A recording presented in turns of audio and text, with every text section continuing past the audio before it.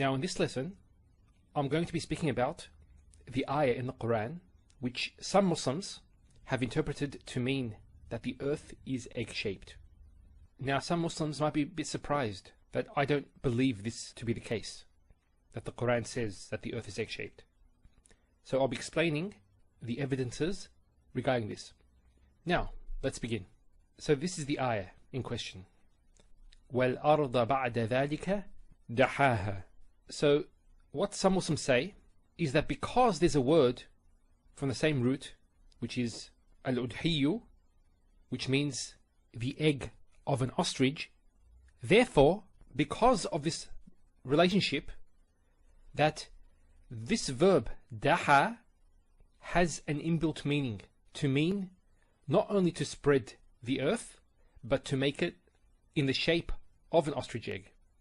Now, many non-Muslims have objected to this, and they have rightfully pointed out this misinterpretation.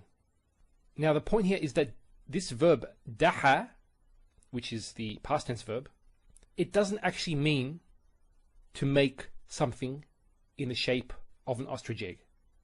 You won't find any single evidence in any of the classical texts to support this. None whatsoever.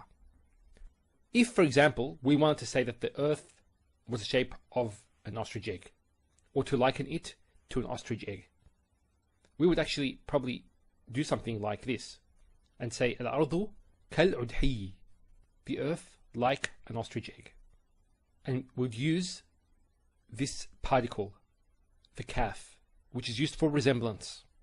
But then the question is, how does it resemble it?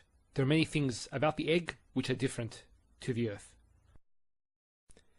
I have never heard any scholar or read any tafsir or classical dictionary where the scholar says that it means that the earth is shaped like an ostrich egg.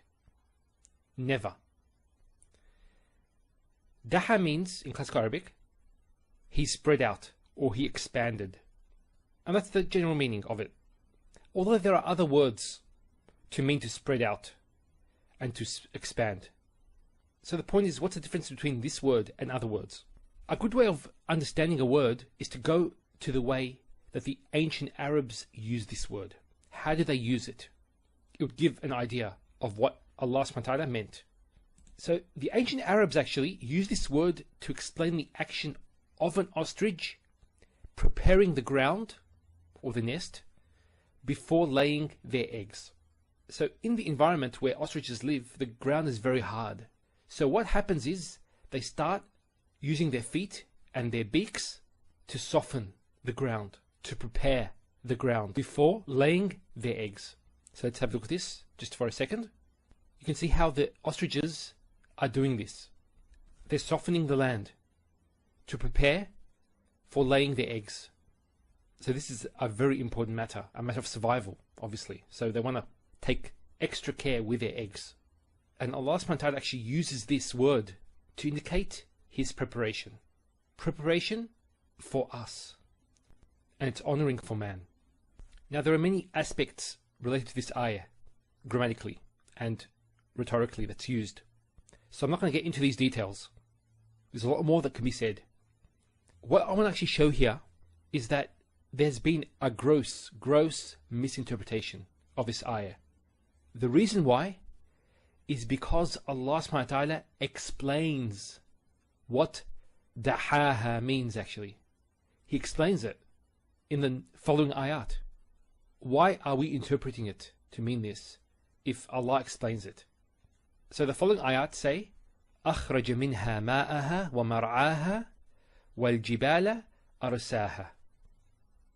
So He extracted from it its water and its pasture, and the mountains He set firmly.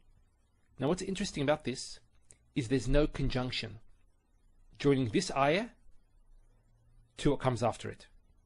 If there was a waw, wa akhraja minha, then it would just be joined, so one after the other. He did this and this and this. But by not mentioning the waw, what this does actually is this becomes a clarifying sentence. Actually, both of these are clarifying sentences of this ayah here. So it's known as a jumla bayaniya. I actually explained this concept in my advanced courses.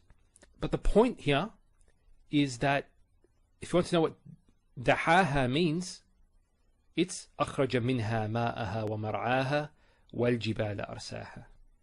So as we said, daha means to prepare the earth. And this is how Allah prepared the earth for us. And He says, مَتَاعًا لَكُمْ وَلِأَنْعَامِكُمْ, as a provision for you and your livestock. So this interpretation is more in line with classical Arabic. Now, my intention is not to belittle those Muslims who said this, but just to point out their mistake. And as Muslims, we should always be willing to accept that we are in the wrong and to accept the truth.